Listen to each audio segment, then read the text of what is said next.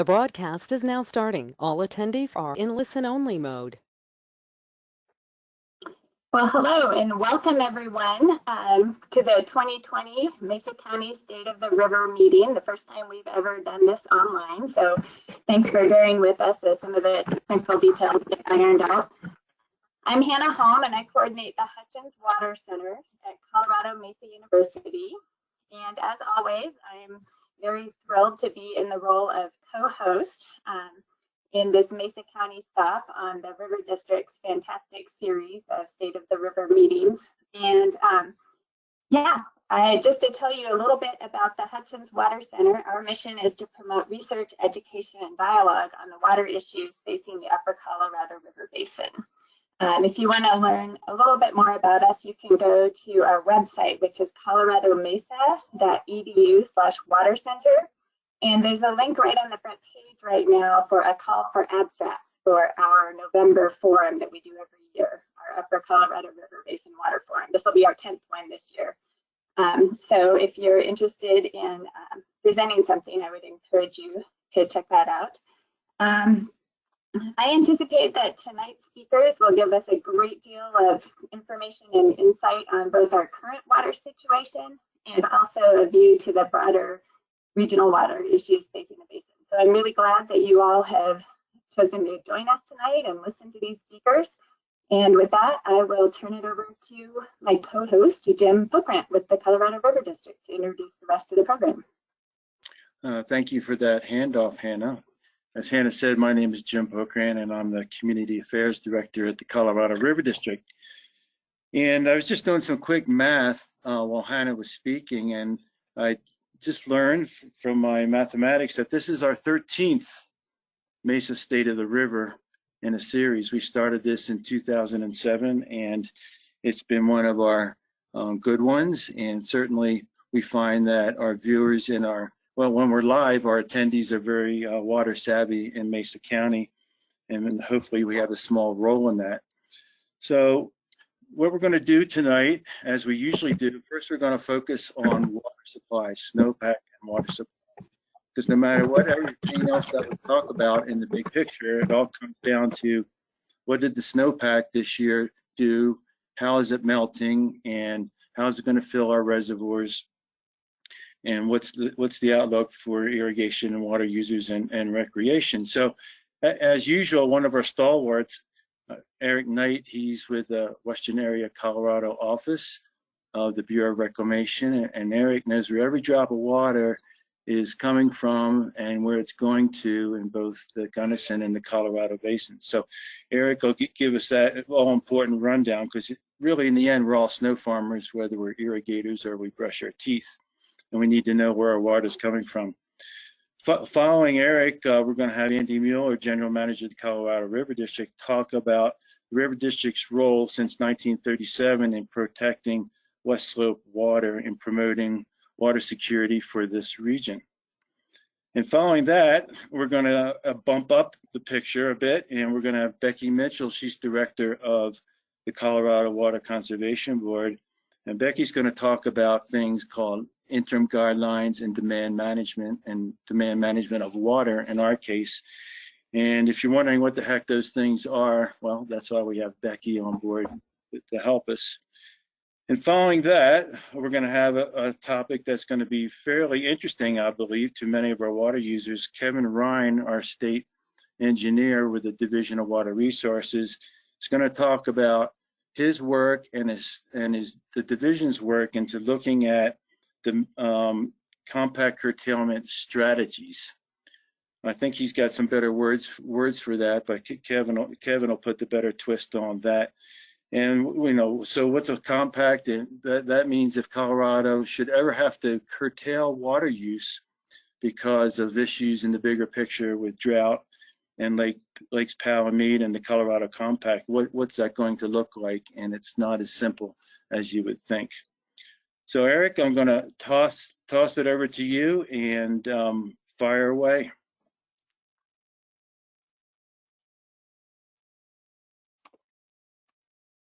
Okay, thank you, Jim, for that introduction.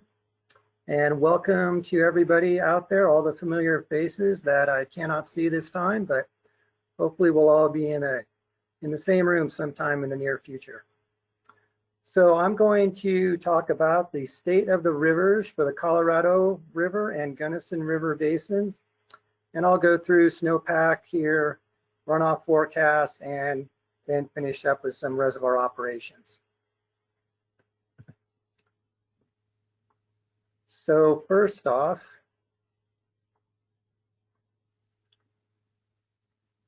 we can advance a slide here.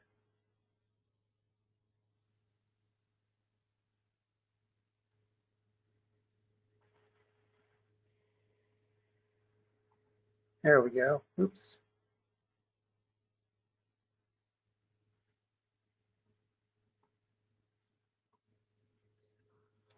Okay, so just a little bit about the Bureau of Reclamation here. I'll talk about our mission statement here. It is to manage, develop, and protect the water and related resources in an environmentally and economically sound manner in the interest of the American public. And the map here just shows the area that our office works in, the Western Colorado area office out of Grand Junction. We also have an office down in Durango. And our area encompasses most of, pretty much all of Western Colorado, west of the Continental Divide. You can see our projects there around Western Colorado. And also we do, the Durango office does a lot of work down in the southwest corner of New Mexico and Arizona, those areas in the San Juan River Basin. So I will start off with just talking a little bit about our snowpack that we got this year. This map here is a map of Colorado with the major basins here delineated out. The areas in light blue are areas where, as of April 1st, the snowpack was over 110% of average. And the green areas there, more to the west and south, where we had snowpack 90 to 110% of average as of April 1st. And there's a few areas in yellow there, more of the lower elevation areas, where snowpack was running between 70 and 90% of average as of April 1st. So on April 1st, conditions looked pretty well, 107% of median statewide. And it looked like we were shaping up to be headed towards a pretty average or slightly above average conditions for snow and runoff. By mid-April, the snowpack conditions had pretty much peaked. We pretty much peaked snowpack around the middle, second week of April. So by May 1st, we're seeing a little different picture here in terms of the snowpack. Still a few areas of light blue where the snowpack was above 110% of average there in the Blue River Basin, Upper Colorado River Basin. A lot of more areas in green where it's only at 90 to 110% of average up in the Yampa and some of the lower elevation areas in the Upper Colorado. And then a lot more yellows, oranges, and reds showing up in the central part and southern part of the state. The Gunnison Basin there, now in the yellow band, at that time of year on May 1st, running at 78%. And some lower elevations there in orange and also red, where down south in the San Miguel, Dolores, and San Juan Basin, snowmelt really took off, and we lost a lot of that snowpack. We were down in those a lot of those areas less than 50% of average snowpack by May 1st. So these maps here also show the Upper Colorado River Basin. We're looking at water year precipitation from October through the end of April. And that circled area there represents the Upper Colorado River Basin. And precipitation for the water year there through April, those green areas and yellow areas shaded, the green areas represent 100 to 110% of normal precipitation, and the yellow areas 90 to 100%. So basically average conditions there in the Upper Colorado River Basin for that area upstream of Dot Cero. And the map to the right there shows the soil moisture conditions as of the middle of May this year. The green areas represent areas where soil moisture is doing pretty well. There's some pretty wet soils in there, and then the oranges and reds represent drier soils. But a lot of that northern part of the Upper Colorado River Basin doing fairly well for soil moisture content. at this time of year, which we'll see later on leads to a lot better runoff conditions than what we're seeing down south. And if we move to the next slide, you can see these same maps here. And we're looking at the circled area here represents the lower elevation areas of the upper Colorado River Basin. And you can see there are a lot of precipitation for that October through April time period falling in the 70 to 90% range there, with some areas of actually in red in the 50 to 70% range. Those areas there around the Grand Mesa and the Uncompahgre Valley, and then some areas there in the San Miguel and Dolores, as well as the San Juan Basin down south. Not very good for water year precipitation over the wintertime months. If we move over to the map on the right, again, those orange and red areas represent dry soil moisture conditions coming off the dry precipitation we had back in summer and fall of 2019. And that carried over here through into the springtime of 2020. And that's really had an impact on our runoff forecast, where some of these areas even received near average snowpack, but the runoff forecasts have been dropping off rapidly in some areas. Now less than 70% of projected runoff, some areas even lower than that. So this map here, again, we're looking at the upper Colorado River Basin, that shaded area. And this is a forecast map from the Colorado Basin River Forecast Center. And the shading here represents their projection for spring runoff in terms of percent of average. So the areas in green here would be where the forecasts are for runoff, April through July runoff, to come in that 90 to 110% of average range. That's these areas here in the Yampa Basin and the upper Colorado River Basin. And then when we move into the yellow areas here on the lower elevations on the Colorado and White River and Yampa, we're down in the 70 to 90% of average range for runoff forecasts. Here, running along the Gunnison and the Dolores, San Juan, orange, and some dark red areas here where it's actually forecast to be less than 50% of average for runoff along the Uncompahgre and Dolores. Here along the Gunnison, 60 to 70%, and then down in the San Juan, 50 to 60% of projected runoff for this spring. So definitely a fairly average picture to the north for Colorado and even up in Wyoming, and much drier down as we head south across the upper Colorado River Basin here. So let's move ahead here. We'll look at the water supply situation for our main reservoirs along the Colorado River. Luckily, we're coming off of a very wet year, 2019, so there's very good carryover storage for these reservoirs. And right now, most of them are in pretty good shape. Granby Reservoir, 84% full right now. Green Mountain, only 54% full, but plenty of water still to come down into that reservoir. Wolford Mountain Reservoir is already full and spilling a little bit of water. And Rudeye Reservoir, 70% full right now. We expect all these reservoirs here to fill. Rudeye will be the closest one to whether it fills or not, but currently it is projected just to make it full. So again, that kind of reflects how conditions are better to the north, and even just heading a little bit south towards Rudeye, conditions really dropped off, but hopefully we'll still get a full reservoir at Rudeye. So we'll talk in a little more detail about those reservoirs along the Colorado River. We'll start off with the Colorado Big Thompson Project. And this map here shows all the facilities of the Colorado Big Thompson Project, but we'll focus here on Lake Granby, here at the upper end of the Colorado River Basin. There's the Continental Divide, so we're just west of the Continental Divide. And we'll also talk about Green Mountain Reservoir a little farther downstream on the Blue River, right upstream of where that joins the Colorado River. So starting off with the Colorado Big Thompson collection system. Snowpack in the upper Colorado River Basin there upstream from Granby Reservoir peaked at 122% of average And the runoff forecast is currently at 100% of average. So even though we had above average snowpack, a little bit of impact from those drier soils that brought that runoff forecast down to 100% of average. But we still expect Granby Reservoir to fill up to its full capacity of 535,000 acre feet, hopefully in late June. And that should leave about 20 to 30,000 acre feet of surplus water that might be available for downstream users and possibly for CROSS. CROSS stands for Coordinated Reservoir Operations. And we'll talk about that later on in a slide later on. But we'll just go through here and note in each of these reservoirs which ones may have water available for the Coordinated Reservoir Operations.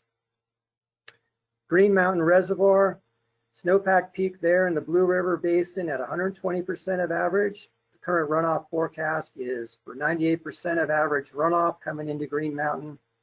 That reservoir also projected to fill up to a content of 154,000 acre feet. The target fill date right now is estimated to be July 7th. With a full reservoir there, that will refill all the reservoir allocations. There will be a full 66,000 acre feet in the historic user pool. And Green Mountain Reservoir should have enough water to participate in the coordinated reservoir operations that should be coming up later on this late springtime. So we'll jump over here to moving a little further south and west down to the Fryingpan-Arkansas Project. And this is all the features here, all the collection systems near the Continental Divide. Rudeye Reservoir on the west slope here, the Fryingpan River. We'll talk about that and see how conditions are looking there. So snowpack in the Fryingpan River Basin there, upstream from Rudeye, peaked at 107% of average. Current inflow forecast is down to 90% of average. So we believe the reservoir will still fill. It's going to be close. There won't be much extra water, if any, available coming out of Rudeye. So right now the releases are lower than typical as we're trying to get the reservoir filled. Likely that there will not be water available for the cross operations later this spring, but we should be able to refill all the environmental pools for 2020, and that'll have water. We'll have water available for an endangered fish recovery program to release some of that water later this summer and fall. Some of that water was already released in April to mitigate for the low flows that we saw down here on the lower Colorado coming through the Grand Valley during the irrigation startup season. But still, there should be a full supply available to help with the flows down in the 15-mile reach for those contributions from Rudeye. So we'll talk here about the details of CROSS, the Coordinated Reservoir Operations. And the goal there is to augment the peak flow in the 15-mile reach, and that's that section of the Colorado River as it flows through the Grand Valley, down from Palisade down towards the confluence with the Gunnison River. And the intention of these flows is to improve the habitat conditions for the 4 endangered fish species along that section of river there. Coordinated reservoir operations are they're assisted by reservoir owners and operators that are able to voluntarily bypass inflow during the peak, and that's usually in late May and early June. We're seeing a little bit of a peak right now coming down the Colorado River, but there'll probably be another one later on in early part of June. There's 2 conditions necessary for those operators to participate in the coordinated reservoir operations. The first being that the operators must be fairly certain that their reservoirs will fill. And we just saw from the list of reservoirs upstream that most of those reservoirs are in very good shape to fill. The exception to that would be Rudeye Reservoir, which will probably need all the water it can get to achieve a fill. And the other condition is that we must be able to achieve a peak in the range of 12,900 to 23,000 CFS on the Colorado River as measured at the Cameo gauge.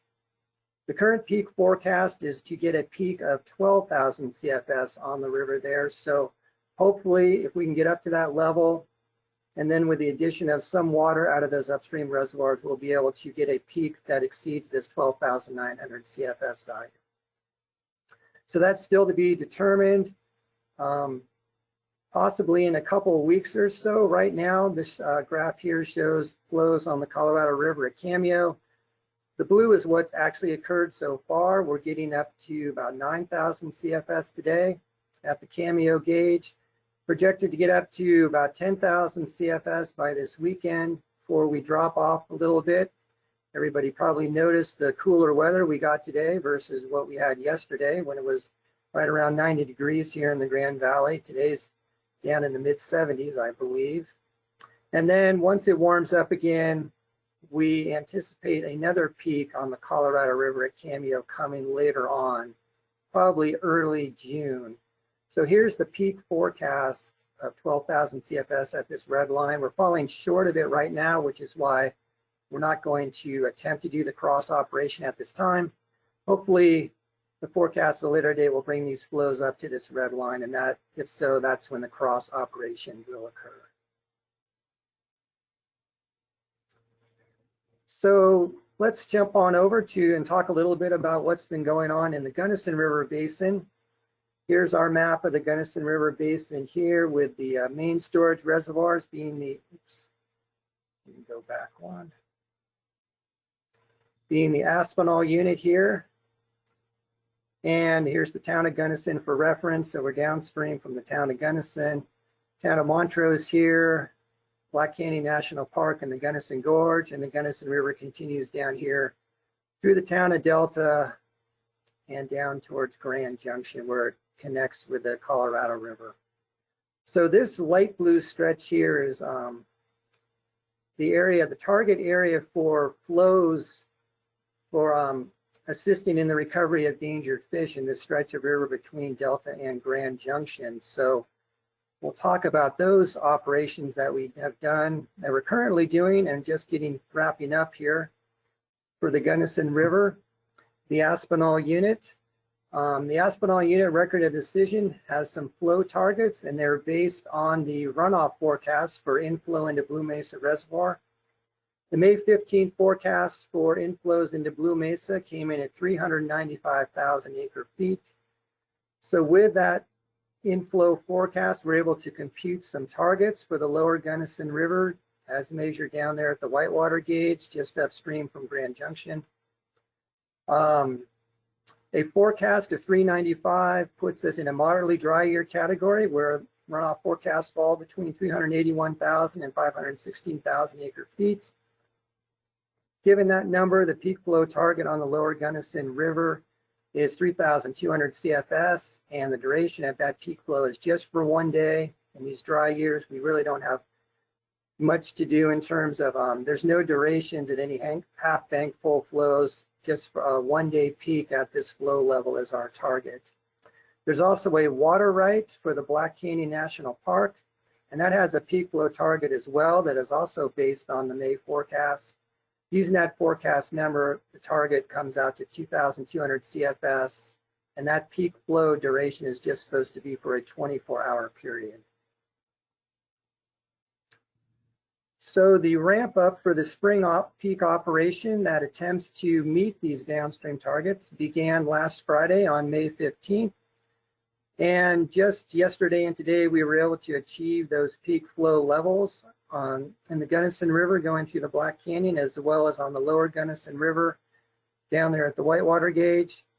We always attempt to time these peak flows with the peaks on the downstream tributaries, but flows this year have been pretty low, and there really wasn't much extra contribution from those tributaries to time with. The one-day peak release occurred yesterday, and so as of today, we started ramping down releases out of the Aspinall units. Flows in the Black Canyon and Gunnison Gorge, we hit 3,000 CFS for one day. Flows in the lower Gunnison River reached 4,500 CFS, again for one day.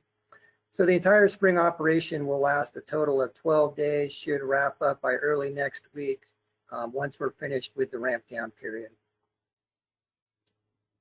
Here's a graph just showing those same flows we were talking about Gunnison River Black Canyon flows here in red with our peak up to 3,000 CFS.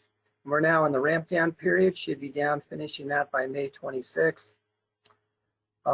Flows on the North Fork here, pretty low, not even up to 2,000 CFS this year.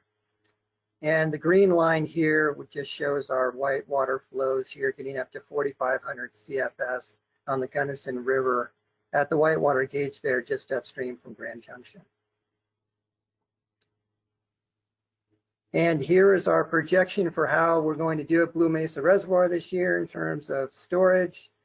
Currently, we're at 7484 feet. We're about over 30 feet down from a full reservoir, only 533,000 acre feet. We anticipate getting up to just 635,000 acre feet at an elevation of 7497, so still over 20 feet down from a full reservoir. And then wrapping up the end of the year actually below our winter target level of 7490. At the moment, it looks like we might actually finish the year about 12 feet below that winter target level. So not very good for runoff into Blue Mesa, and it's showing here in the storage contents going through the year.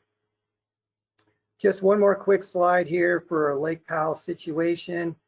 The 2020 April through July forecasted inflow, currently at 4.65 million acre feet. That is only 65% of average. So not a good situation down at Lake Powell either. Current projections are for the reservoir to drop 9 feet from its 2019 levels if you compare end of July last year to end of July this year. And Lake Powell is currently in the upper elevation balancing tier, which will mean a total release for water year 2020 of 8.23 million acre feet. And that wraps up my presentation. So if there's any questions, I guess now or later, whatever we have time for.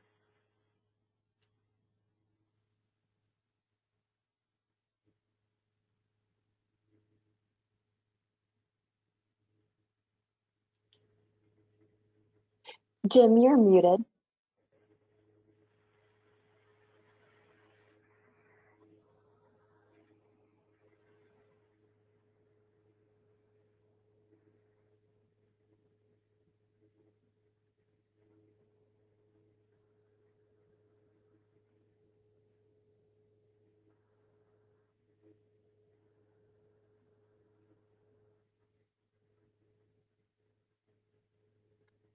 I do apologize. Right now, it looks like we are having some technical difficulties with Jim's mic. Please hold on one moment while we try to address that.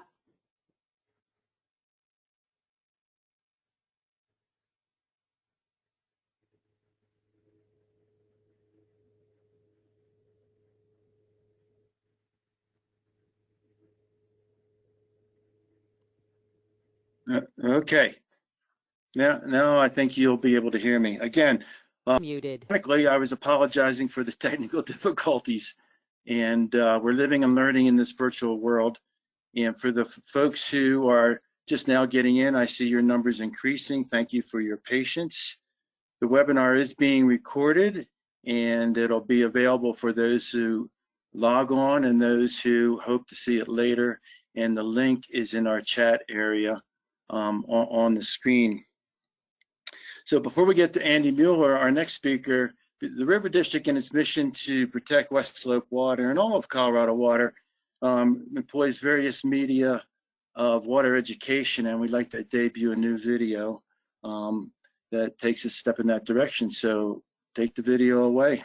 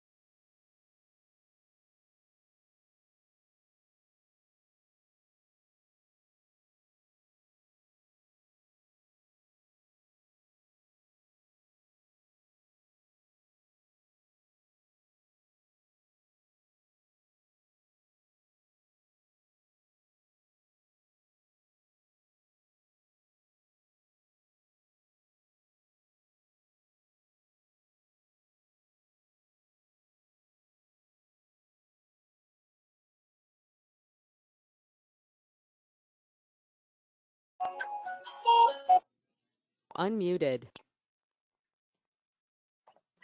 And we're back. Thank you for that video. I think it's so new off the production table. We didn't identify Joe Bernal directly, but Joe, as he pointed out, is a multi-generational farming family in the Loma area. And I might add that he and his son are also very able mountain bikers taking advantage of the trails out the Cocopelli Loma area. So Andy, I think you had time to get off the boat now, and it's your turn to talk to us more about the Colorado River District. Well, thank you, Jim. I really appreciate that, and welcome everybody. Again, we do apologize for the technical difficulties. It's always fun to play around with new software. We wanted to talk to you today a little bit about the Colorado River District.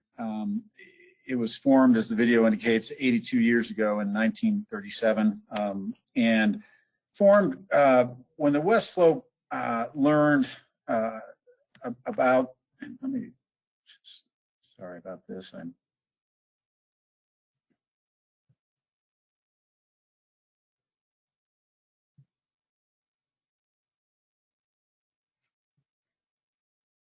So Alicia, I'm not seeing the presentation. I don't know if everybody else is. There we go. Okay, I apologize for that. As I was saying, the Colorado River District was formed in 1937 in direct response to the Colorado Big Thompson diversion. And the way the leaders on the West Slope and the average folks on the West Slope found out about the projects was reading about them in the newspaper. What they realized at that time was that, and Alicia, this is, if you want to advance those slides, I'm unable to do so from my end.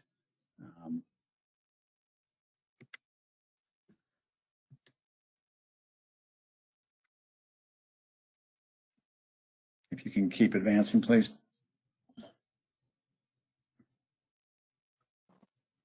Go ahead and try advancing now.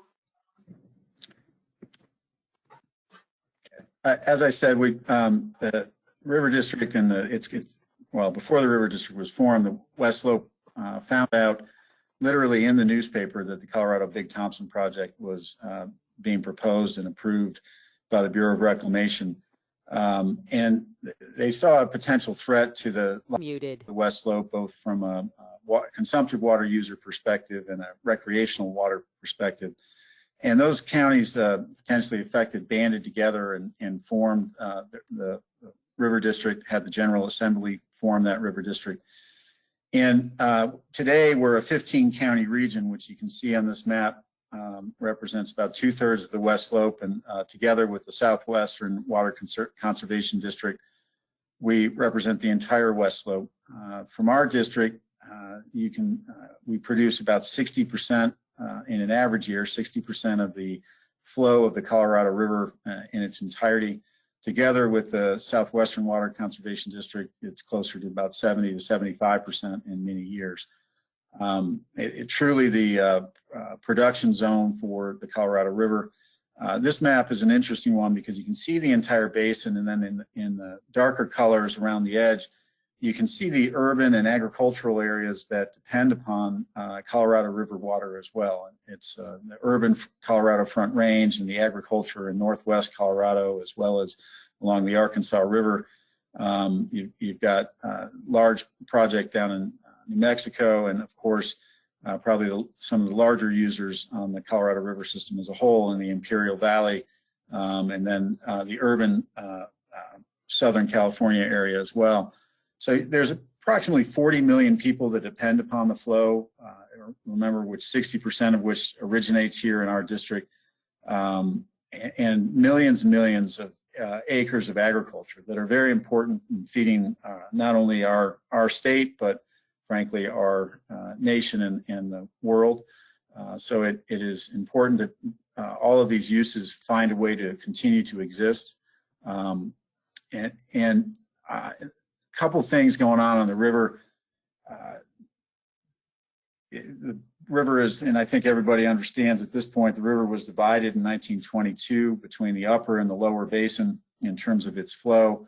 And the first 8.5 million acre feet of water, or first 7.5, excuse me, goes to the lower basin. They have another million acre feet allocated to them under the compact after the 7.5 million acre feet allocated to the upper basin is used.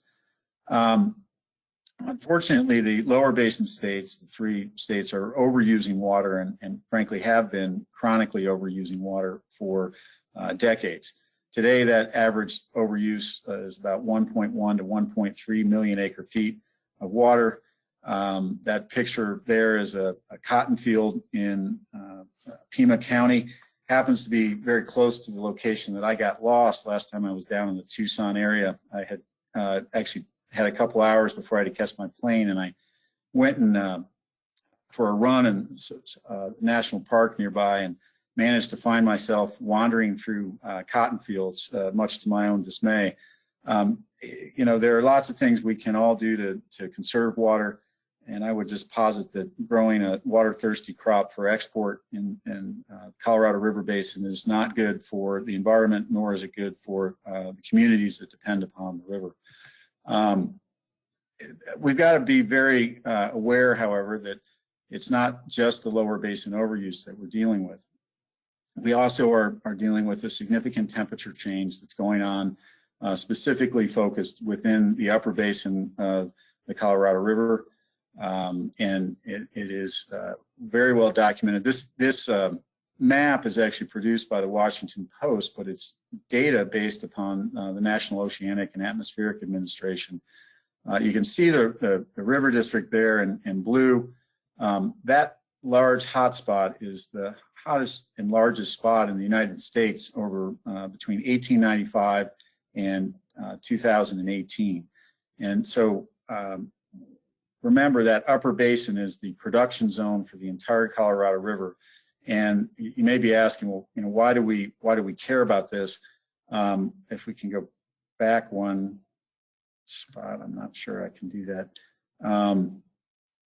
Alicia, can you help me go backwards? There we go. I just want to point out that within the river district, we've seen since 1895 average temperature changes of over 4 degrees in many of our counties, including Mesa County. These are our highly productive agricultural counties where we're seeing this change in temperature, and it's significant. Even up in Summit and Grand County, with an approximately 2 degree change in temperature in the headwaters, that's a very significant change. And from our perspective as an agency concerned about water supply and protecting the water supply and security for Western Slope, the reason we're concerned about this is, Alicia, if we could, yep, there we go. The reason we're concerned about that is that the recent studies have confirmed that for every 1 degree Fahrenheit rise in temperature, there's a streamflow reduction of 3 to 5.2% that occurs. So keep in mind, again, if we've already experienced a 2 degree rise in our high alpine areas and approximately 4 degree rise in Mesa County and other counties down here in the lower reaches of the river, we are actually experiencing a very significant shortfall in the natural flow of the river as it exists, regardless of any decrease in precipitation. And so, you know, going forward into the future, we see predictions where temperature will rise between 2 and 5 degrees, depending upon which models you believe. An additional 2 or 5 degree change in the temperatures will drastically impact a river that is already heavily over allocated and make it harder for all of us. Why is that? I mean, I think a lot of people want to know what is the connection between temperature and flow in the river, and really it has to do with what the engineers and hydrologists call less efficient runoff, and it's more fall and spring precipitation falling as rain instead of snow. More snowpack goes directly from solid as a snow into gas. It evaporates without ever becoming liquid and hitting the soil. We're seeing earlier snow melt and frankly a longer growing season with both our wild vegetation, our forests, riparian corridors, and our crops. And so some of that in the crop growing is economically beneficial, but what it means is we're consuming more water and there's less in the river. We've got a lot to do at the River District. We always have had a lot to do, and I want to stress that the River District, when it was formed by the General Assembly, was given the obligation to protect the water resources of the folks within our district, but it also was given the obligation to assist the state of Colorado in protecting our entitlement under the Colorado River Compact. And so we have been working for these last 80 years on these issues, watching as our population grows and the water supply diminishes. Over the years, we've fought many legal battles in court. We've helped negotiate and build reservoirs for the benefit of Western Slope residents, reservoirs that in really dry years like 2018, specifically if you look at Rudeye or Wolford, kept the Grand Valley in water so that many of the folks down here were able to finish their crops. We kept water in the 15-mile reach for those endangered fish that Eric was talking about earlier. And in doing so, we also were able to cool the upper reaches of the stream of the Colorado River and some of its tributaries that where recreational fishing is the lifeblood of those communities. And so being able to operate those reservoirs in a flexible fashion really helped us. And those are the types of things that the River District has done for years and will continue to do. We really focus in many ways on keeping the water flowing to our farms and ranches. As I mentioned, securing those legal protections to keep water on the West Slope. Many of our communities take water, drinking water, directly out of streams and or reservoirs that they fill out of the stream. So making sure there's adequate volume to assure the quality of that water is important. And frankly, maintaining healthy rivers is a really important role at the River District. And as I think Joe Bernal stressed, that clean, cold water that ends up on his farm is important to him, but it's also important to the environment, to the fish, the riparian corridors, and the wildlife that drink from it, but also the recreational uses that are made up and down our river and by people who make their living here in our community. And the River District is looking out for all of those. We have, if anybody's interested, I could talk for hours about each of these types of things that we do. We have a small team of 21 employees, engineers, attorneys, government affairs folks, and administrative folks who really have an amazing outsized influence on how things happen in the Colorado River.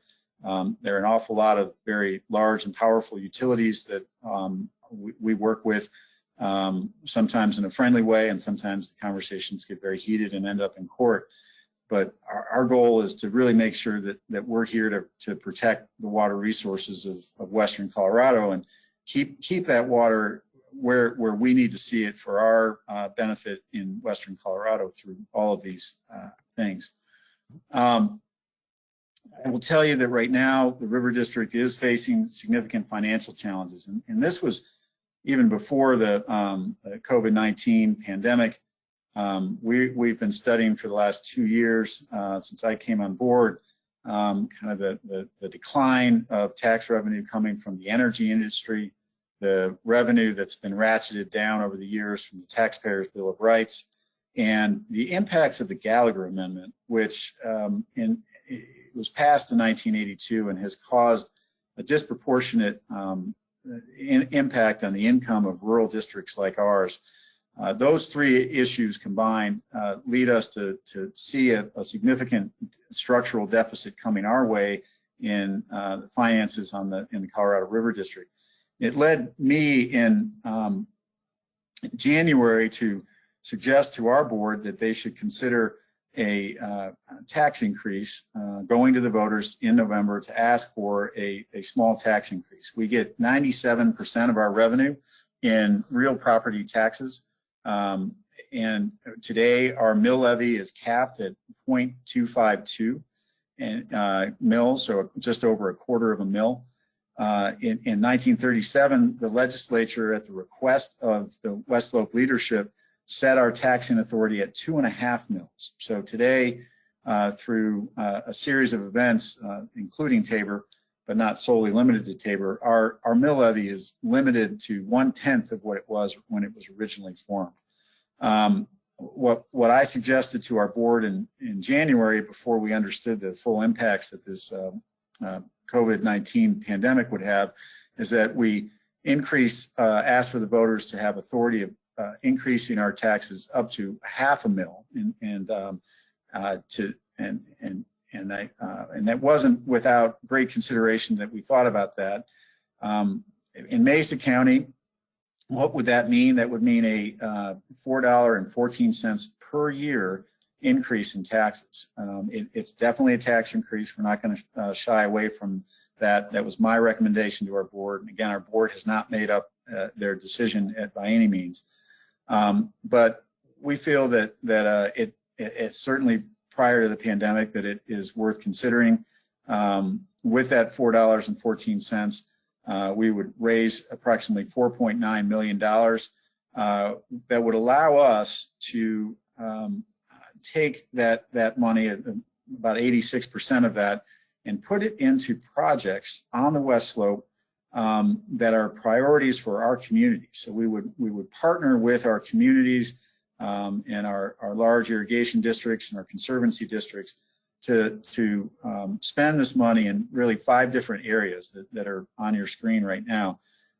Things like productive agriculture and infrastructure. And I want to talk a little bit about the infrastructure. That's a picture, obviously, of the roller dam here in the Grand Valley at the mouth of it. That dam and the canals that attach to it are over 125 years old. Significant disrepair. We have put limited resources that we have currently into that dam to help the irrigators down here. We can all anticipate much more significant rehabilitation being needed there over the next few years, and we think that, along with lining the ditches for efficiency issues, helping with improving the productivity of agriculture through conservation and efficiency measures, helping our streams design stream enhancement issues like the connectivity channel up in Grand County that would bypass the Windy Gap Reservoir and allow the ecological health of the upper Colorado River to once again be connected.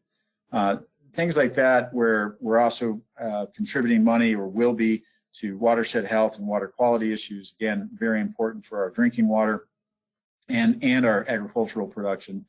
And we want to be able to do that and drive West Slope priorities. Today, we are a catalyst for those kind of things, but what we do is we help design them, we can lobby for them, we can help get them permitted. But what we find over and over again is that the people with the money, and that's usually the federal government, the state, and private foundations, are the ones that are setting the priorities and what's actually being built.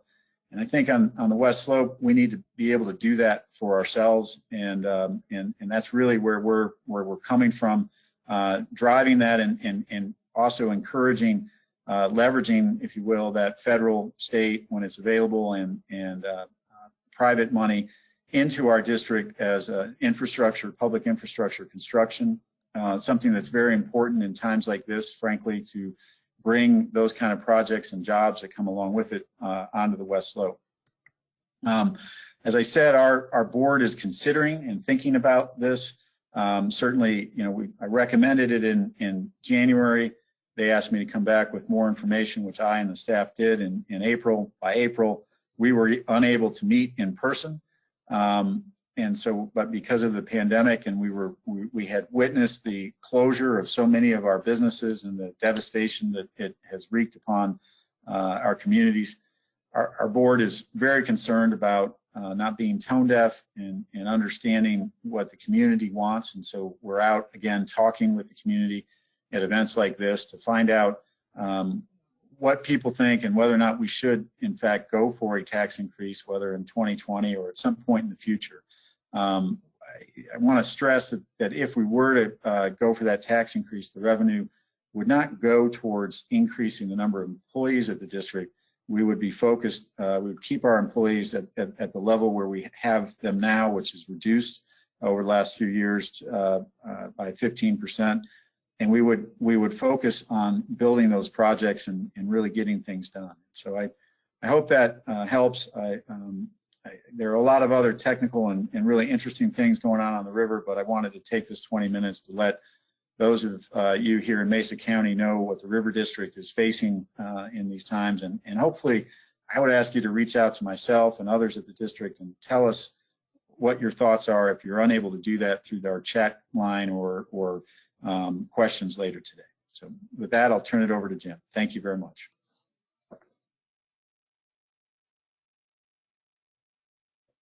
Thank you, Andy.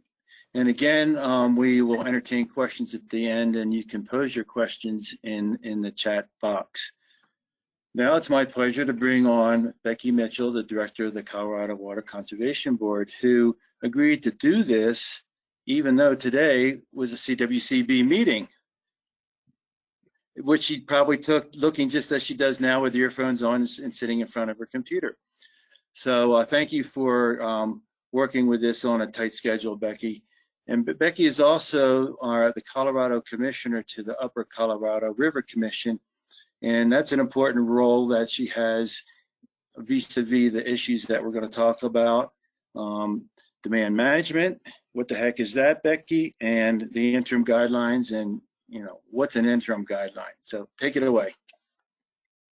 Thank you so much, Jim, and thanks to the Water Center and the River District for putting this conference on. Of course, that's why I agreed to do it, even on an extremely long day like today. Andy mentioned that the state is usually the one with the money, and I can assure you that we are not at this point. So I wanted to take today to provide a brief overview of some of the big projects that we have going on at the Water Conservation Board, specifically the work that's happening in the Colorado Basin, including the ongoing state and federal collaboration relating to the 2007 guidelines for the Colorado River water storage needs, and our efforts to investigate demand management feasibility. As the state agency tasked with managing water for current and future generations, we like to think about things holistically in order to ensure that we're balancing the needs of all the stakeholders and all the citizens of Colorado. There are a lot of factors to consider when considering how to best provide water security for our state. And that means we have to include everybody that we can. I'm gonna try to, oh, I messed up. Hold on, I'm trying to advance.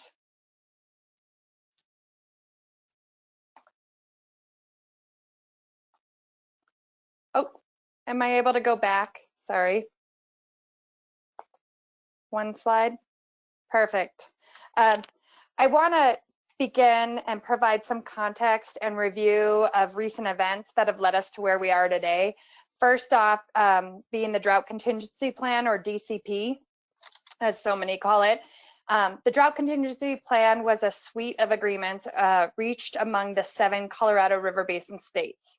It was finalized this time last year, and the DCP provided the opportunity and framework for discussion of a potential demand management program.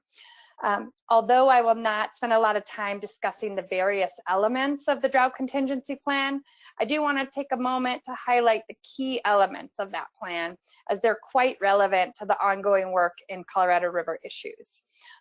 There are the Upper Basin and Lower Basin elements of the DCP. Pursuant to the terms of their DCP, the Lower Basin states agreed to take specific cuts to their water uses when Lake Mead hits particular elevations, and I can get into that in a little more detail in a bit. The Lower Basin states have already seen cuts in their deliveries pursuant to the Drought Contingency Plan. In contrast, up here in the Upper Basin, we've made no commitments to take cuts to our uses. Instead, we refer to the Upper Basin Drought Contingency Plan as a plan to plan. The intention with the Upper Basin Drought Contingency Plan was to provide the Upper Division states, which include Colorado, Wyoming, Utah, and New Mexico, with the tools we may need to provide additional security and ability to meet our compact obligations as we look forward to an uncertain hydrologic future. And I don't say we look forward to that uncertainty, but we know that when we look forward, there will be an uncertain future. With the previous 20 years of challenging hydrology in mind. One element of the Upper Basin Drought Contingency Plan is the Drought Response Operations Agreement, which provides for flexibility in how Upper Basin reservoirs are operated. Should we need the ability to adjust operations due to hydrologic conditions to protect levels at Lake Powell and ensure compact compliance? The other key element of the Upper Basin Drought Contingency Plan, and where a lot of our work has been focused on lately, is the Demand Management Storage Agreement. Demand management refers to the concept of a temporary, voluntary, and compensated reductions in consumptive use in the Upper Basin. The Demand Management Storage Agreement provides the authorization for 500,000 acre-feet of storage in Lake Powell if a demand management program is set up. However, the Drought Contingency Plan did not specifically direct the establishment of a demand management program. In fact, just the opposite.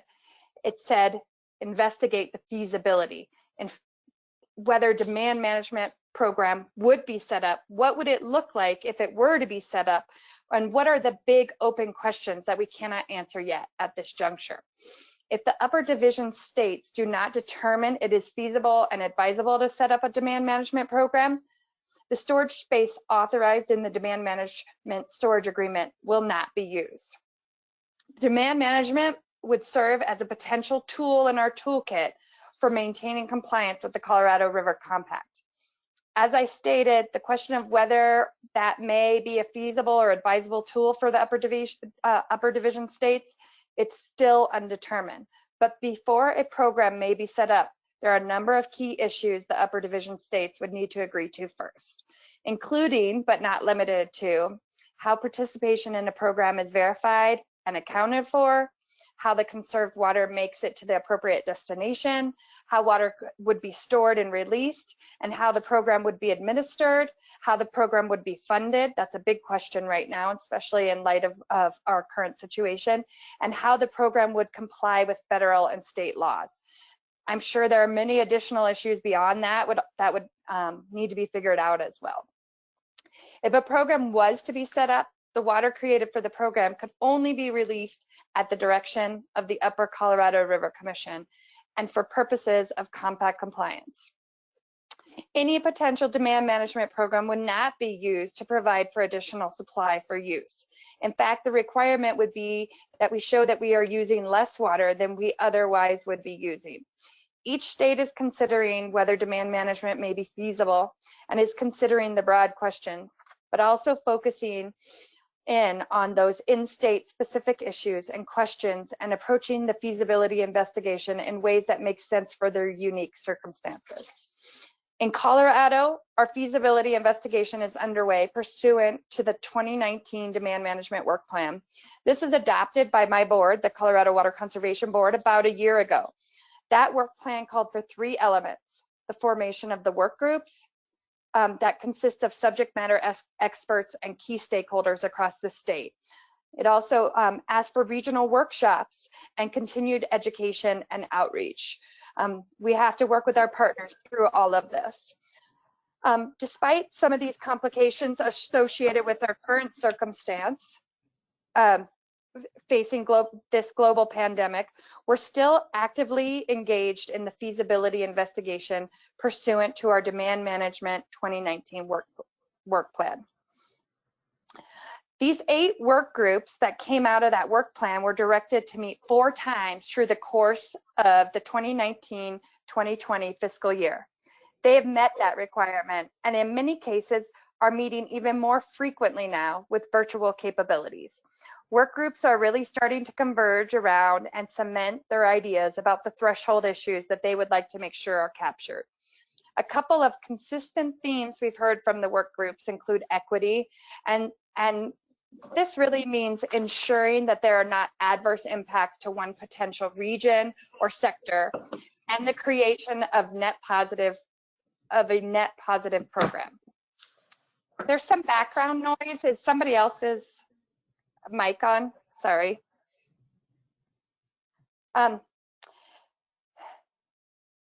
Sorry.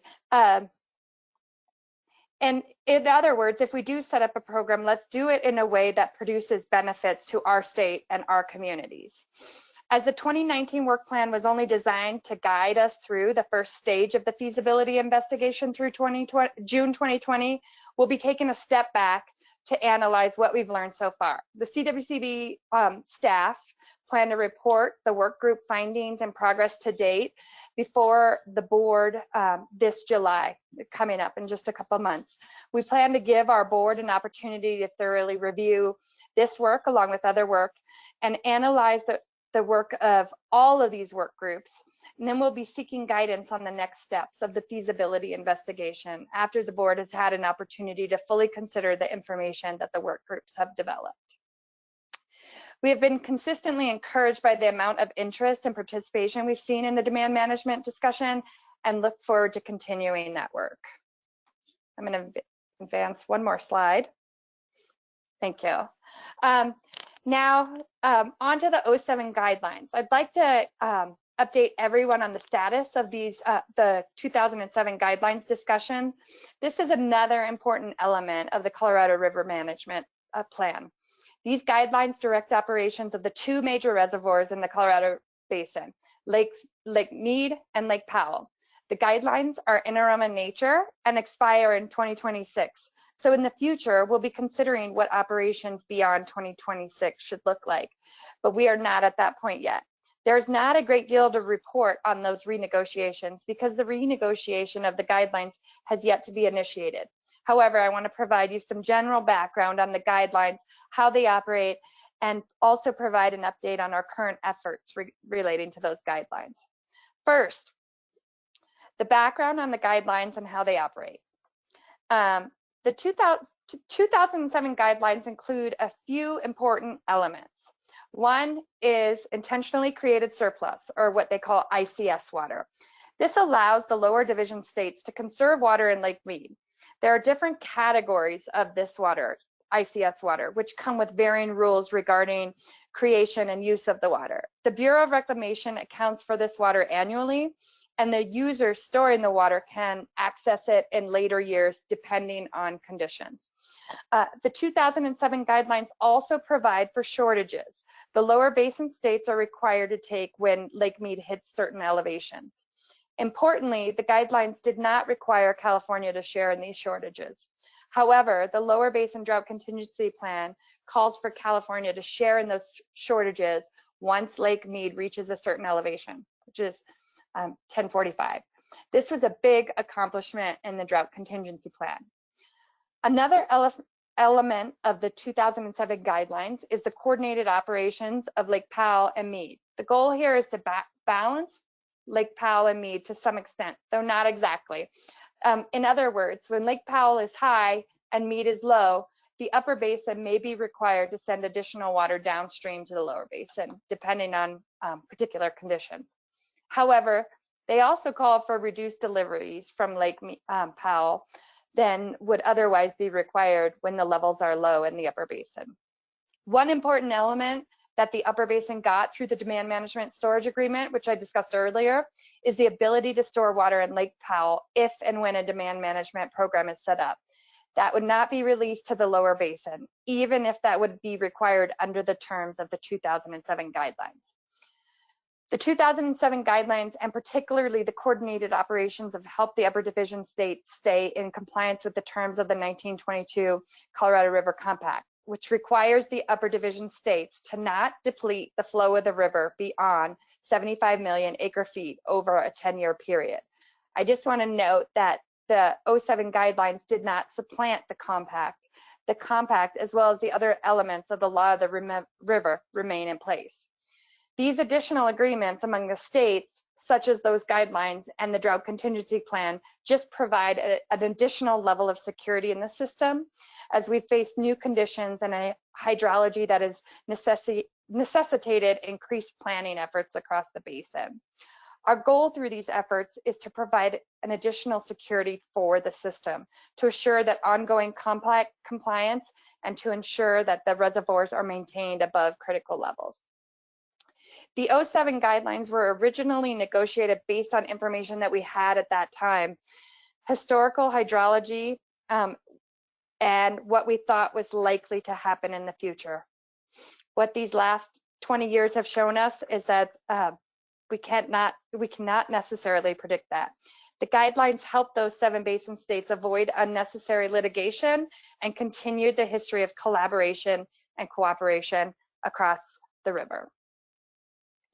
Notably, the 07 guidelines or 2007 guidelines were interim in nature, specifically because all parties recognize the need to adapt in the face of varying hydrology and learn from our experiences with operations under the guidelines. The 2007 guidelines are set to expire in 2025. The Secretary of the Interior is required to consult with the Colorado Basin states in determining whether to recommend continued operations under the current guidelines, modify the guidelines, or discontinue operations under the guidelines after 2026. Oh, can you go back one slide? Sorry, Alicia. So I've talked about we're not starting the renegotiations yet, but we are taking a look back at the and diving deep into the effectiveness of those previous guidelines or the 07 guidelines. The Department of Interior, in coordination with the Bureau of Reclamation, is currently conducting an effectiveness review of the 2007 guidelines.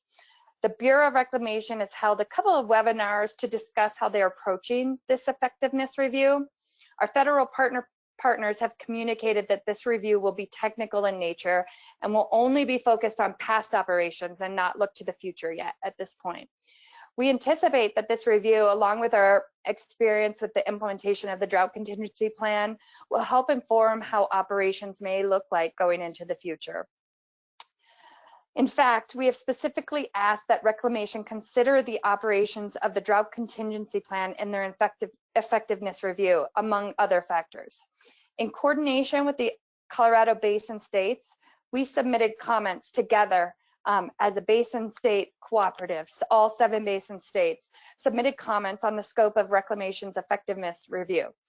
Initially, Reclamation provided a May 1st deadline for the submission of comments. As you can even imagine, it takes our state a bit of time to get coordinated, but try coordinating 7 states together. That being said, the Reclamation extended the deadline, which provides some additional time for those coordination efforts. The comment letter just went out yesterday, and I'm excited to be able to provide a bit of an update on it. We're pleased to be able to coordinate with the other Colorado River Basin states on submitting a joint letter. Although we have not yet initiated the actual renegotiation, we believe that submitting a joint letter sets a tone for future discussions and is an important reminder of the nearly century-long history of collaboration and cooperation on the river. I want to give you a couple of highlights from the letter. The key points of the comment letter included a highlighting of the history of the collaboration and cooperation among the basin states and the importance of state engagement in the process moving forward. We do know best what's happening in our state and want to make sure that we are able to be an active participant in the renegotiation. Also, the letter highlighted the anticipation of a process that invites input from a perspective of a broad range of stakeholders. It also encouraged Reclamation to keep Mexico informed as the effectiveness review process continues, as well as keeping various water users, tribes, and non-governmental organizations informed. It also requests for incorporations of all themes and purposes listed in the 2007 guidelines in the effectiveness review, which include those regarding the effects of water storage in both Lake Mead and Lake Powell and avoidance of curtailment in the upper basin. We thought that it was important that Reclamation consider Lake Powell and upper basin issues in this review and not just look at lower basin issues. We also requested that the effectiveness review consider the results of river management arrangements adopted subsequent to the guidelines, including but not limited to drought contingency plans, while supporting Reclamation's position that the review is retrospective with a focus on past operations. We look forward to working closely with Reclamation as they move through this effectiveness review, and we'll be in close communication to ensure Colorado's interests are recognized as the review progresses. Here in Colorado, our state team always invites a perspective and discussion from a broad range of stakeholders through this process, and to keep this really keeps various water users, tribes, and NGOs informed as the effectiveness review moves forward. We're going to continue to look forward to having those discussions with our key stakeholders about how they view the guidelines and how they've operated, and potentially ideas for how we could do things better in the next guidelines. So I think I can move forward one more slide. And I just want to say thank you, and I look forward to the continued cooperation, not only with everyone on this call, but the River District, and they play an important role in this also. And so we're going to continue to work with everyone that we can across the state. So thank you so very much. And thank you, Becky, for those kind words and the work being done by you and your staff. So a lot of information there, and believe it or not, at some point in time, it could have a bearing on the water that flows in our creeks and our streams and our canals and our laterals. So it's encouraging, at least for me, to see that we're all staying on top of this. And really, Colorado is a leader, if we can take that credit. And Becky's smiling, so I think we can. Yes, we can. Yeah. Thank you, Jim. You got it. So let's segue to our state engineer, Kevin Ryan, who will talk to us about what possibly he has in mind should there be implications to our water rights and our use of water, whether it's recreation, irrigation, municipal, or what have you. So take it away, Kevin.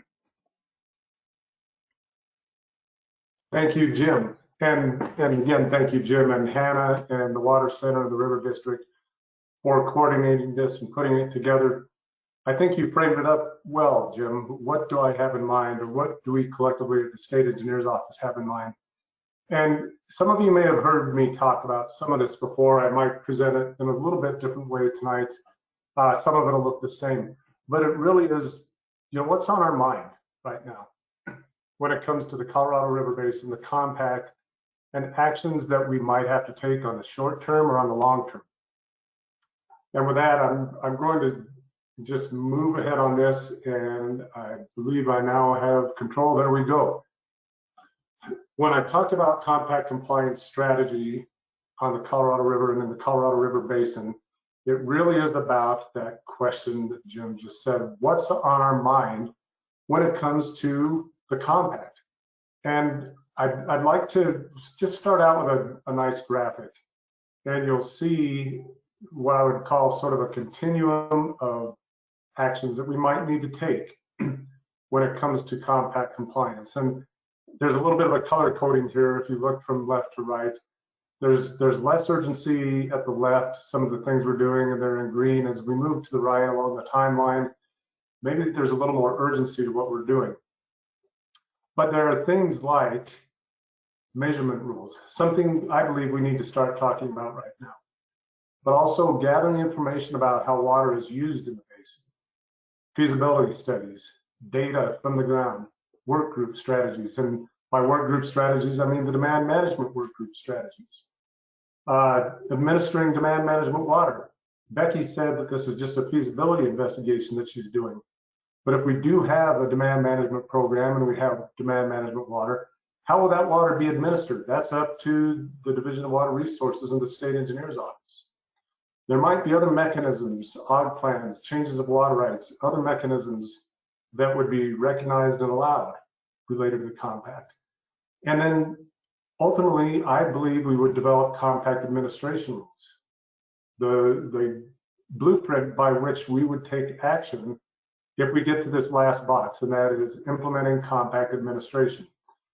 Compact administration would be that act when we've been given direction that we have a compact compliance situation, and we do need to do something active to make sure we get into or stay in compliance. I'm going to then just, maybe finalize this visual by saying this is a continuum. These are the kinds of things that would happen over time, but also they don't need to all happen right now. And we're going to describe that in more detail, but they don't need to happen all right now. Something needs to happen right now, but not all of these things. The point of this is, when we talk about compact compliance strategy, is that I want to use that term and I want to use that concept instead of compact curtailment. Curtailment to me brings to mind the way we act on water rights in the state. When we have a shortage of water on a stream system, in a basin, in a water district, and we need to bring in our priority administration. But if we think about curtailment, it sounds as though if Colorado is out of compliance in the compact, then the state and division engineers need only curtail water use according to priority of appropriation. And if we do that, we'll be back in compliance and we're good. But the discussion that I have is more complex than that. We've got a course of action that I think embodies a lot of different things. And to make that point, if we look at the upper Colorado River Compact, not the Colorado River Compact, but the upper, there are three components in Article 4 that I like to focus on. And one of them, it says, in the event curtailment shall become necessary. So that is Becky Mitchell as the commissioner and the other commissioners determining based on data, based on what's going on at Lee Ferry, that curtailment has become necessary. It's reliable information that we need to take action. And in that if situation, the next one is the extent of curtailment shall be in such quantities and times as determined by the commission. So again, that's Becky Mitchell and her co-commissioners on the Upper Colorado River Commission giving us the direction. But C is that extent of curtailment by each state shall be such as to result in the delivery. So that to me is giving some latitude to the states, to the four upper basin states, that you have the latitude to figure out how you're going to make sure you deliver what's necessary to keep the upper basin states' obligations. So it's a strategy. It's not simple curtailment. It's multifaceted. It's holistic, and it's meant to address those three items I just talked about. What happens before and after that in the event condition is met, and how direction from the Upper Colorado River Commission influences that strategy. And finally, how does Colorado's latitude form that strategy? Let's get into understanding that compliance situation a little better.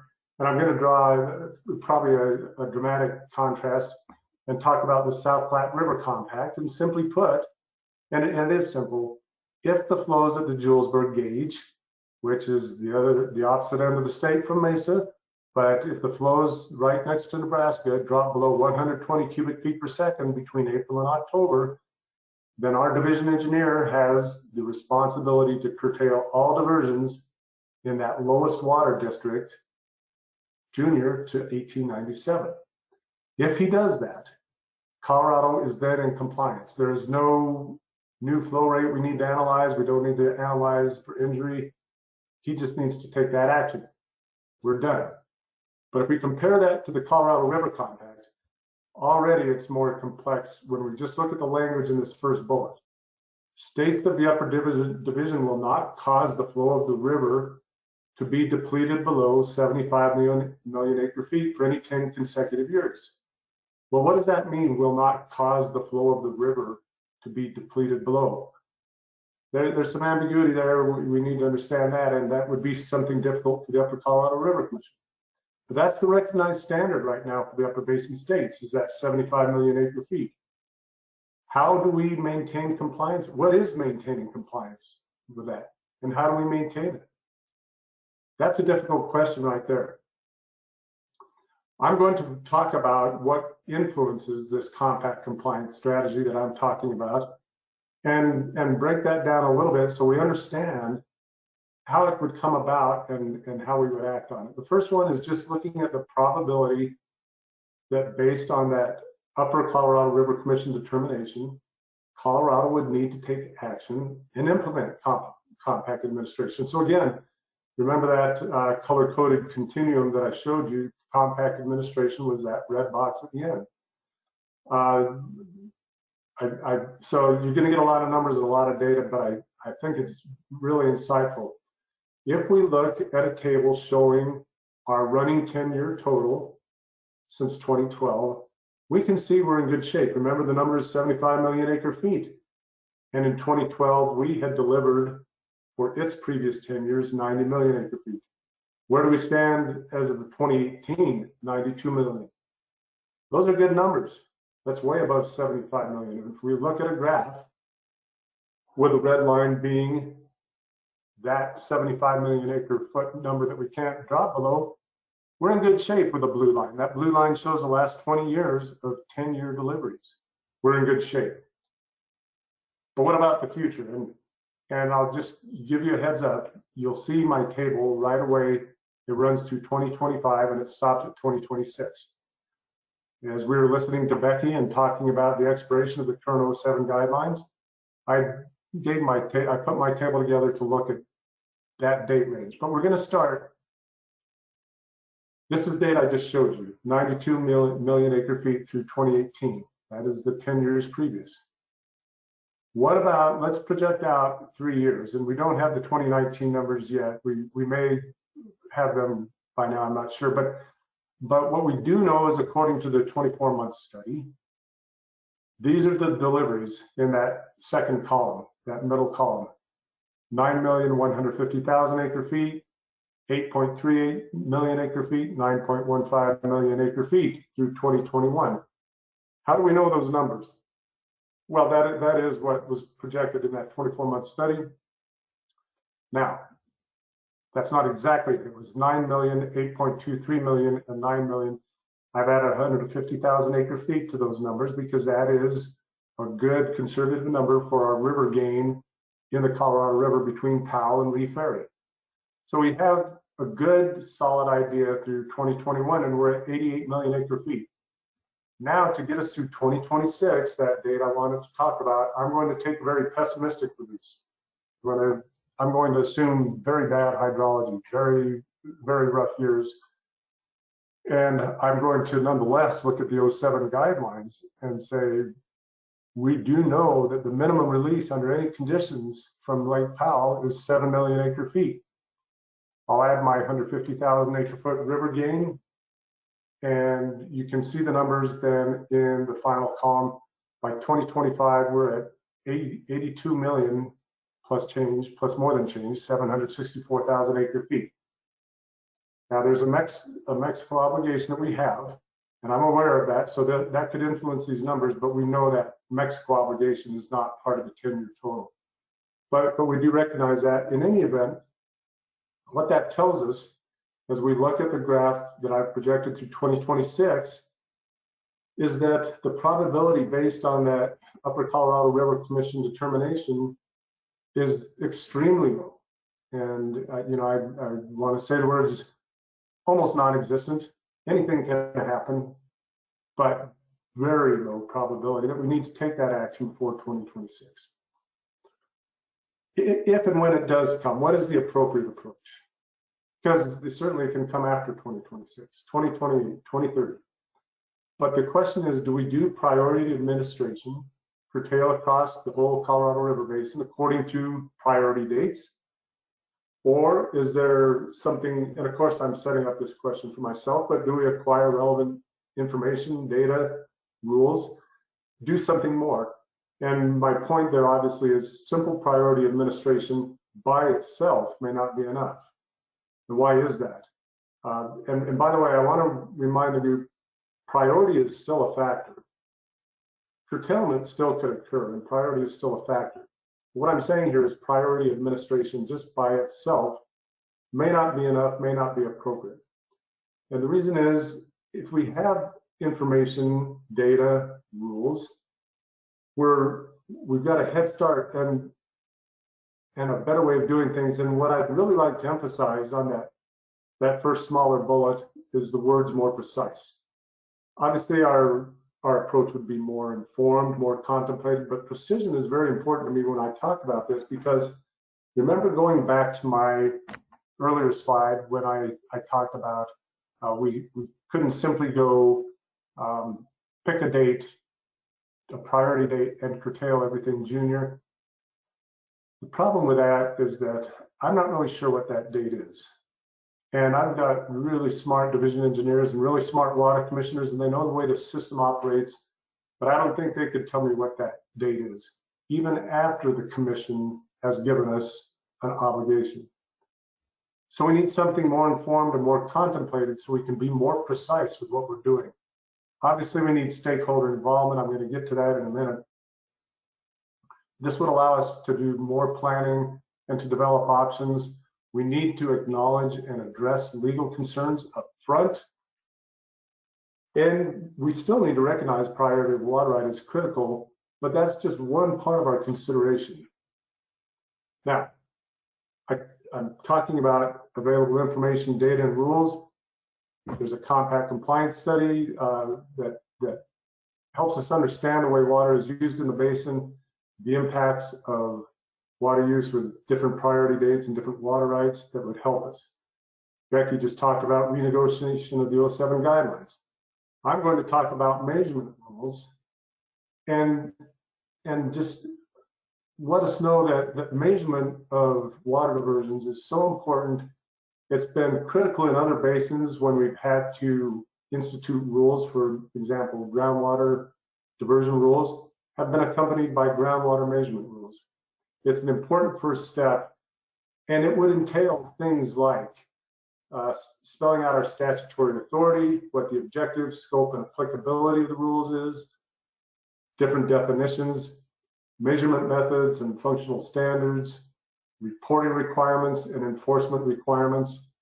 And when I talk about that statutory authority, just for those of you keeping score at home, because we love statutes at the State Engineer's Office, it's 3784-112. And of course, I've chopped this up, but it says the owners of any irrigation ditch shall erect where necessary measuring flumes, weirs, and devices. Now, the term where necessary is an important term because measurement rules could not have a one-size-fits-all approach for measurement rules all across the basin, but where necessary. My thinking on measurement rules a few months ago was that I wanted to start talking about these as I'm doing now, and have done that to a certain extent by now or by June, and then be getting out on the road and hitting all those pockets of water users where we could have that one-on-one, or that, sorry, maybe I should say that face-to-face interaction, gathering information and input. You see in parentheses in that middle bullet, I said how to reach people. We've got different rules now, quite literally different rules on how we travel and interact. I'm hoping for that to improve, but I would still like to think in terms of us doing that informal outreach through the spring and summer. Later this year, start gathering information and input by meeting with people, and then initiate rulemaking beginning in 2021 with formal stakeholder meetings and draft rules for us all to look at, and you know, under the proper authority. So that's my thinking on measurement rules. I want to move ahead. Becky talked about demand management. We can learn so much from demand management. And then, sorry, I'm moving quickly, but compact administration rules. And certainly those would help us with, I would say, be critical in doing good compact compliance administration. These are some of the things that we would see, you know, particularly guidance on strict application of priority, how to do enforcement, present perfected rights, but very importantly, mechanisms like demand management water for allowing diversions of water by water rights that would otherwise be curtailed when that call comes from the Upper Colorado River Commission. And then implementing that compact administration strategy. We have certain direction from the Upper Colorado River Commission. Reliable data is available. We've got a certain process, especially if we've got compact administration rules. and that results in precise process with a focus to maintain compliance, but we're avoiding over delivery, and you get that. We don't want to react in a knee-jerk way and start curtailing water rights and over deliver, and then answer the question why we impacted Colorado rights so dramatically when it wasn't necessary. So I've said this need is not imminent. Remember my date, 2026. So why all this activity right now? Becky explained why we've got a drought contingency plan, structural deficit, why we're talking about demand management, allows upper basin states to plan. Measurement rules, I just described that. But why not a compact administration plan right now? It's too early. It's not needed right now, and too much information is pending. Nonetheless, now is the time to be talking about that green left end of the continuum that I just mentioned to you. So the need is not imminent, but in the state engineer's office, we're beginning with measurement rules and upcoming outreach. We'll refine our understanding, working with the CWCB and the Upper Colorado River Commission, looking at all the tools and data and incorporate all this information into a compact compliance strategy that we can communicate with the stakeholders and continue to work with the stakeholders to make sure we have an approach that works, that does the best for Colorado water users and keeps us in compliance. And I will leave it at that, Jim. Maybe I jumped the gun. I should maybe leave a slide up in case we want to go back. But thank you, Jim, and everyone for listening and let me speak about that. And I'll let you take it from there. Thank you, Kevin. That's all very important information. And I know a lot of people have been waiting to see what you're all thinking in the last couple of years. So commend you and Becky for embarking on all this outreach. And we're glad that in this time of COVID-19 that we could provide this forum. So again, if people have questions, you can pose them in chat. And we do have a question for Becky. And Becky, one of our listeners was hoping that you could address some of the activity today at the board about budget problems, you know, all thanks to COVID-19.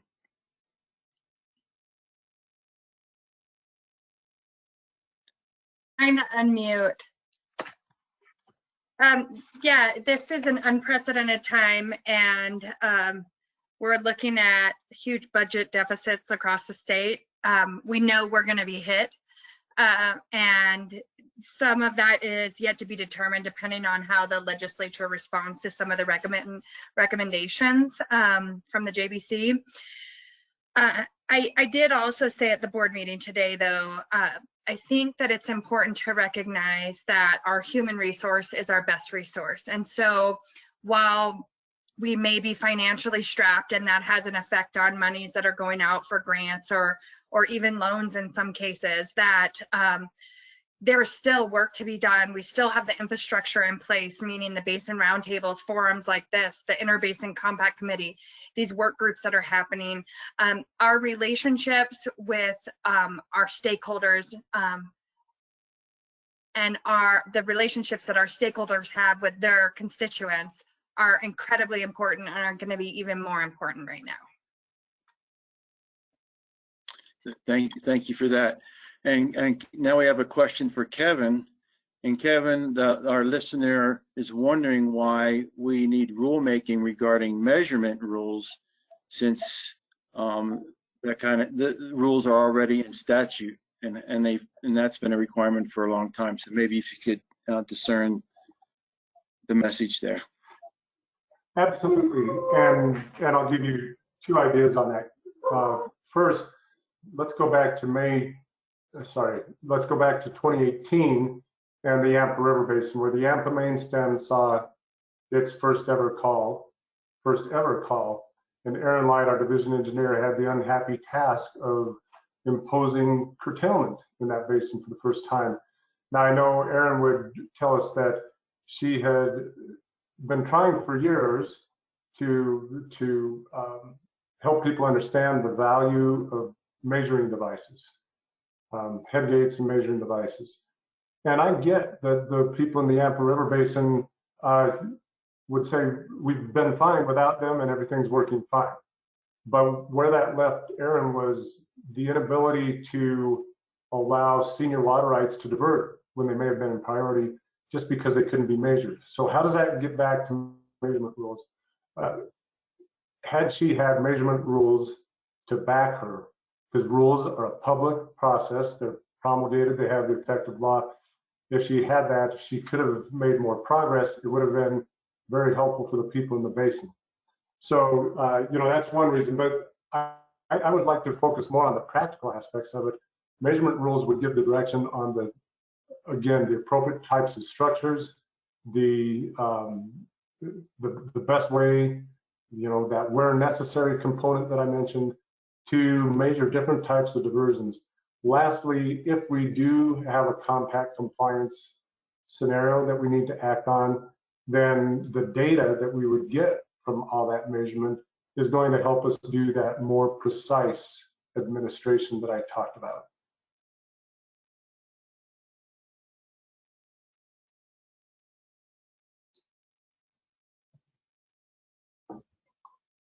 Jim, I'm not sure whether you're, there you are. I wasn't able to hear you.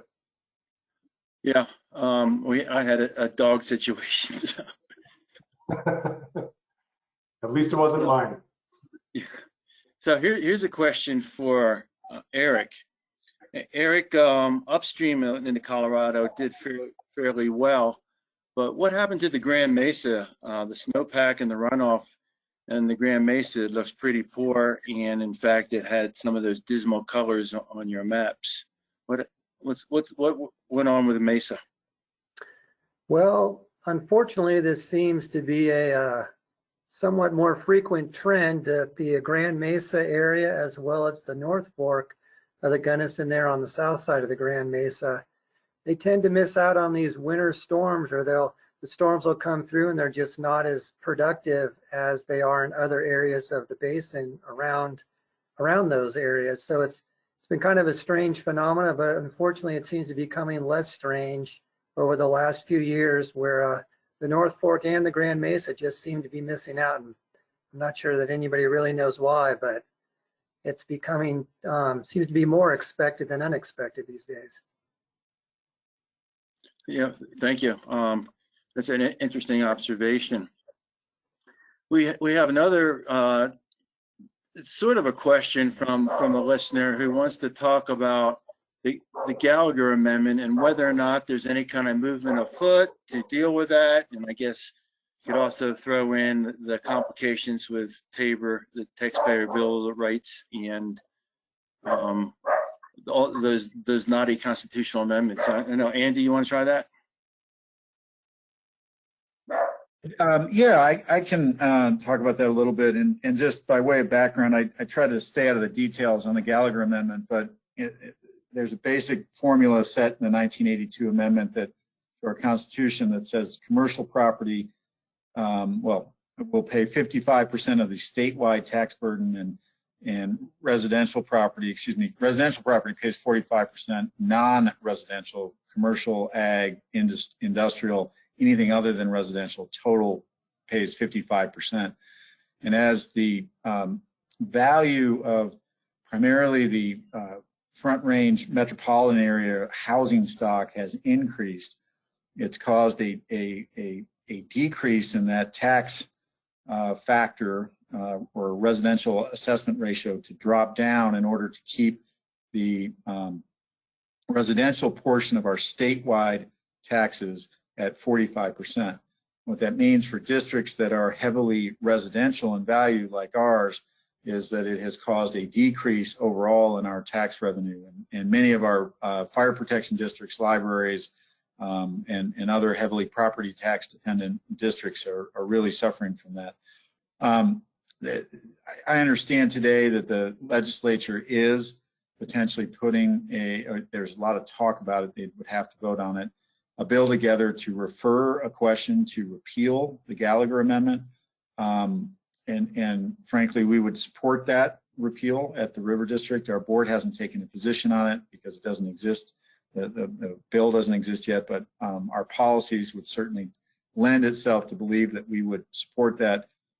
That would be a vote, a popular vote within the state, and frankly, one that would be challenging because 85% of the electorate lives in the metropolitan Front Range. Their taxes, because they are heavily, they have commercial and industrial property, their taxes are not affected as much as ours are. So it would be residential owners in that area, as well as out here, voting to increase their tax burden, which is frankly hard to imagine that happening in a successful way. There are a few things that the legislature could tinker with, but frankly, it's a constitutional issue, and until and unless our Constitution is modified or changed, I think that we will be dealing with this impact. And just keep in mind, I mean, today the Gallagher Amendment has some really significant disparities or inequities.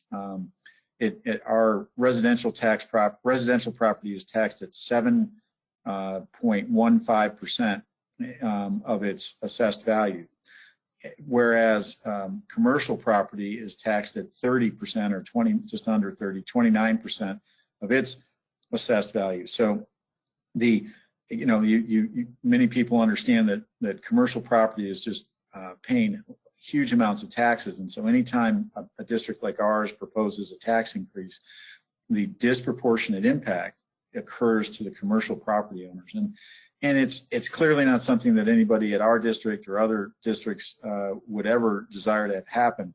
It's dictated by the Gallagher Amendment, and frankly, it does need to change. I think we're from a rural district's perspective, it's a really hard one to live with. Seeing a constant decline in revenue, and one that offsets any inflation or ability to handle the population growth, as well as the importance of our mission and other districts' missions to really help the public, and in our instance, protect the important water resources of Western Colorado.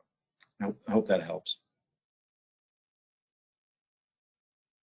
Jim, you're on mute at the moment. Sorry about that. Anybody else want to take a crack at that? I see we have wise panelists, and thanks for carrying the heavy water on that one, Andy.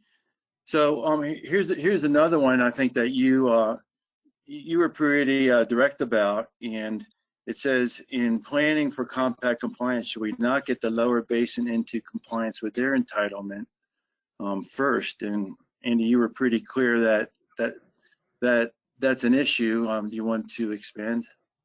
Yeah, I can approach that. I think that our state and the upper basin states through the Upper Colorado River Commission do take the stance that the lower basin needs to come into compliance with their allotments under the compact.